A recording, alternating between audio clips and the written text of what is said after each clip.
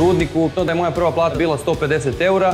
Ja uvek sam želeo nešto više, gde sam povredio koleno. Sada me je dovela do Siberian Wellness kompanije, bio sam zadovoljni korisnik, odlučio sam da otputujem u Sankt Peterburg. S obzirom da je to bio događaj jubilarni 20 godina postojanja Siberian Wellnessa i u tom trenutku života naišao sam na jednu knjigu u kojoj se dosta priča o nauči da zarađuje dok spava, mora ceo život da radi. Video sam da je mogućnost koju sam tražio, Siberian Wellness. Od prvog dana svog poslovanja u kompaniji radio sam onako bukvalno najmaksimalnije što mogu, profesionalno, posvećeno. Moj tim u ovom trenutku pravi više od 40.000 € prometa, uveliko se bavimo online radom i koristimo internet tehnologije u razvoju svog poslovanja. Pravim specijalizovano prilagođavanje određenih aplikacija za razne starosne grupe. Također sa svakim saradnikom specijalizovano pravim plan, dajem im jasne zadatke da bi što brže došao do rezultata. Važno je samo da se posvećeno radi. Koja su veća od $5.000, sam ja osvojio 3 putovanja. Također sam u kompaniji dobitnik autoprojekta, odnosno učesnik autoprojekta, da ove nagrade koje